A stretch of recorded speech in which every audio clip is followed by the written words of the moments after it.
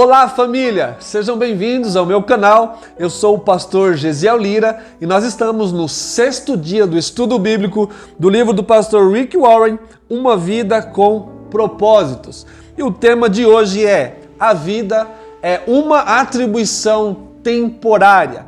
Mas antes de iniciarmos o nosso estudo bíblico, sempre peço a você, se você estiver gostando do conteúdo, dá um like, se inscreva no nosso canal e compartilhe este vídeo com seus amigos ou com alguém que precisa desta palavra. Bom, vamos lá então. A vida é uma atribuição temporária. Em Salmos, versículo 39, versículo 4 diz: Senhor, mostra-me o pouco tempo que me resta aqui. Mostra-me como a vida é curta e eu sou frágil. Em Salmos também 119, verso 19 diz: viverei poucos anos aqui na terra. A vida terrena é uma atribuição temporária, é passageira. E a Bíblia vai fazer algumas referências de uma maneira metafórica, citando a vida como um sopro. E muitas vezes fala como uma neblina.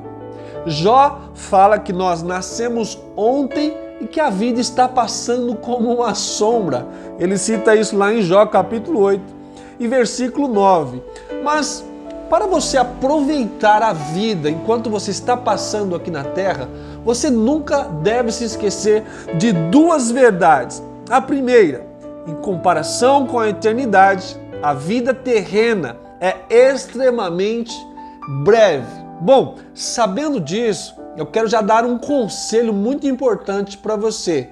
Como o tempo aqui é muito curto e a eternidade é para sempre, se eu fosse você, eu começava a mudar o foco dos seus investimentos e passava a investir mais a sua vida espiritual do que a sua vida material, porque o material passa e a vida espiritual é para sempre. Então, quando você fortalecer os seus valores espirituais, você está se preparando para ter uma vida eterna.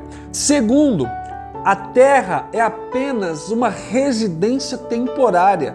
Você não ficará aqui muito tempo, então não fique muito apegado a este mundo. Peça a Deus para ajudá-lo a ver esta vida tal como Ele a vê. Olha que interessante aqui. Existem pessoas que, mesmo sendo cristãos, parece que querem viver eternamente aqui na terra. São muito apegados às coisas materiais. Você já pôde observar uma pessoa que, por exemplo, tem um carro e que todos os dias ele lava esse carro? É bom nós termos um zelo por aquilo que conquistamos, mas observe que pessoas assim têm um zelo extremo, é um exagero no cuidado. Não é um cuidado, ele ama muito mais aquilo do que as coisas espirituais. Um exemplo, quer ver, se um filho entrar no carro dele para um passeio e de repente ele derrubar salgadinho ou refrigerante, alguma coisa dentro do carro, ele vai discutir, ele vai humilhar, ele vai falar muitas coisas que vão deixar o seu filho triste. Por quê? Porque ele está valorizando mais as coisas materiais do que o seu próprio filho ou do que a sua própria esposa. Então, o conselho que eu te dou: se apegue às coisas espirituais, às coisas que são do alto. Não se apegue, não se amoldem com as coisas deste mundo. Enquanto nós vivemos aqui, nós cuidamos do que Deus nos entregou, como nós aprendemos no capítulo anterior, mas o nosso foco é o céu e a eternidade. Muitas pessoas querem viver o sonho americano, ou querem ir para outro país, lá na Europa. Eles fazem de tudo para entrar nesse país. Alguns quase dão a vida para ter o green card, ou outros entram mesmo de maneira ilegal para participar de uma terra que, na visão deles, tem mais benefícios. Bom, nós precisamos entender uma coisa: embora haja reinos aqui na terra, haja estados, haja países, haja muitos lugares desconhecidos para cada um de nós, nós precisamos entender que nós não somos daqui. Nós estamos de passagem. Nós somos da pátria celestial. Então o nosso green card é diferente. Observe que se você sair daqui e for para o outro lado do mundo, lá no Japão, e frequentar um culto lá, você vai ser recebido como um irmão. Por quê? Porque você é filho do mesmo Deus, participante da mesma família. E sendo participante da mesma família, sendo participante deste reino, aonde você chegar, você é aceito. Diferente de alguém que sai de um país e vai para o outro e precisa se acostumar com a cultura, vai sofrer, muitas vezes não será aceito. Mas você, como filho de Deus, qualquer lugar que você chegar na face da terra, você é participante da família espiritual, da família eterna. Então nós precisamos zelar pelo reino de Deus.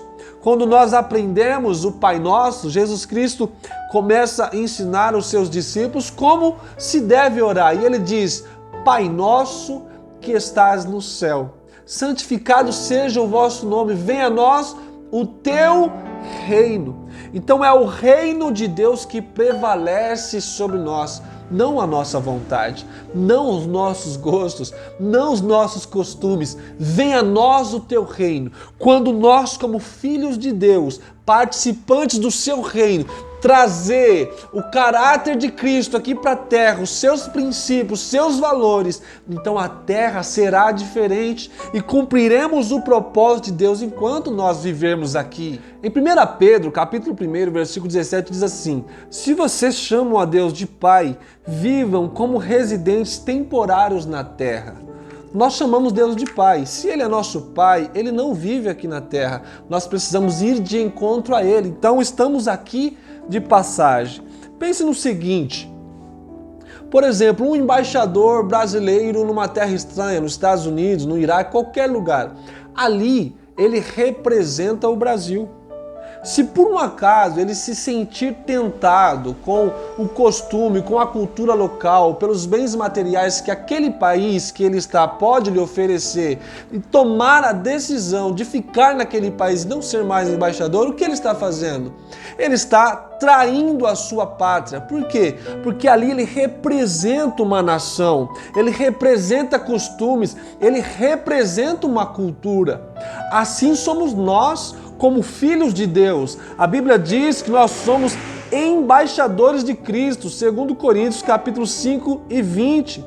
E lamentavelmente muitos cristãos estão traindo o reino e se afastando do Pai e se esquecendo que tem um propósito eterno. Escute, a nossa vida aqui é transitória. Você consegue imaginar um peixe fora d'água? Ele conseguiria viver? Você consegue imaginar uma águia que não pudesse voar? Seria triste, lamentável. Por quê? Porque o Pai escreveu e desenhou a águia para aquele propósito. O peixe foi feito para aquele propósito. Deus também te fez para um propósito. Eu espero que neste estudo bíblico, nós estamos no 6º dia, você comece a compreender qual é o propósito que você nasceu. Para que você não venha se sentir um peixe fora da água, ou como uma águia que não pode voar. Em nome de Jesus, escute o que o Espírito Santo tem a te ensinar através desse estudo bíblico e coloque em prática. Olha o que a Bíblia diz em 2 Coríntios capítulo 4, versículo 18. Assim, fixamos os olhos, não naquilo que se vê, mas no que não se vê, pois o que se vê é transitório, mas o que não se vê é eterno. C.S. Lewis diz que tudo que não é eterno é eternamente inútil. A tecnologia, os jogos, a mídia, as redes sociais, o mundo está cada vez mais distraindo o ser humano e tem adentrado no meio da igreja, dos filhos de Deus, e tem feito com que alguns percam o seu propósito. O Pai chama agora para que você venha entender o seu propósito e assumir a sua responsabilidade. Você não é dessa terra. Quando você morrer, você não vai embora da sua casa. Você vai voltar para a sua casa. Então entenda, o tema para a reflexão do estudo bíblico de hoje: o mundo não é o meu lar. Versículo para memorizar. Assim, fixamos os olhos não naquilo que se vê, mas no que não se vê, pois o que se vê é transitório, mas o que não se vê é eterno. 2 Coríntios 4,18. E uma pergunta para meditar: como o fato de a vida ser uma atribuição temporária deve mudar minha maneira de viver nesse exato momento? Que Deus abençoe você e a sua família.